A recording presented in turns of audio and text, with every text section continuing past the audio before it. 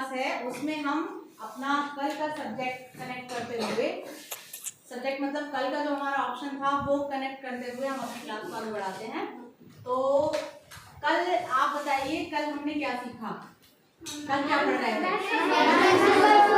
महत्व सूत्र पढ़ रहे थे। ठीक है, आगे सभी को समझ में आ गया था? कोई दिक्कत तो नहीं किसी को?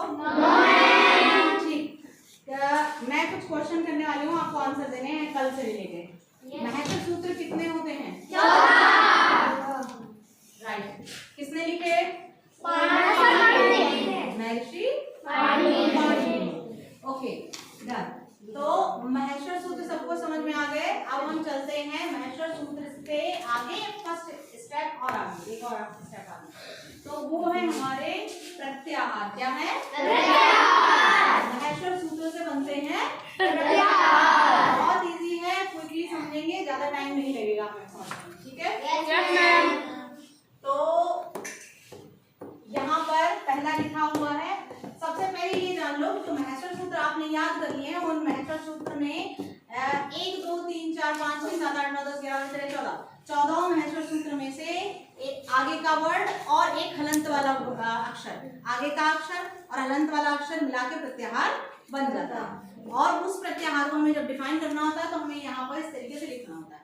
जैसे ये हमारा अक प्रत्याहार बन गया है, तो आपको यहाँ पर आ और का के बीच में आने वाले बिना हलंत लगे हुए जितने भी अक्षर है वो यहाँ पर लिख देने।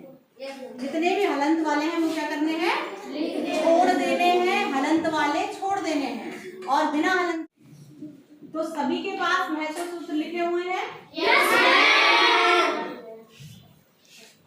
तो आगे एक हो गया हमारा अक प्रत्याहार और हो गया हमारा एड प्रत्याहार और हो गया एच और एच, पांचवा अच और छठा जच। ठीक, ये वैसे 42 हैं। कितने हैं?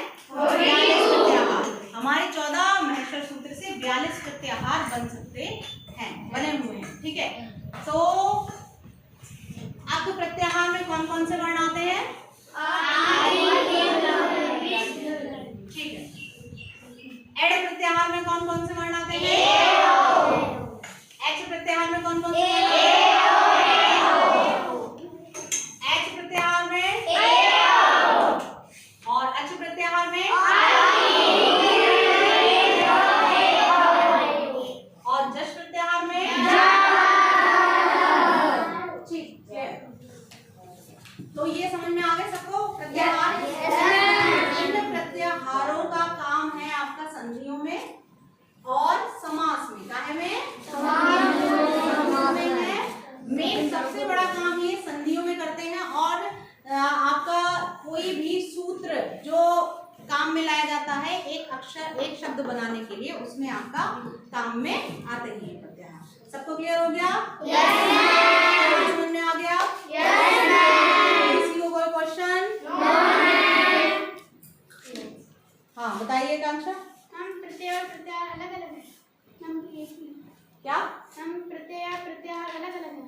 जी बढ़िया क्वेश्चन, क्योंकि आपने प्रत्यय पढ़ा है इसीलिए आपको क्वेश्चन आया है कि प्रत्यय और प्रत्याहार अलग अलग होता है और संस्कृत में भी होता है। ठीक, प्रत्यय लगते हैं हमारे शब्द, जो शब्द हम बनाते हैं उस शब्द के लास्ट में लगता है और उपसर्ग शब्द के पहले लगता है। तो ये उपसर्ग प्रत्याहार, उपसर्ग और प्रत्यय प्रत्याहार से बिल्कुल डिफरेंट है।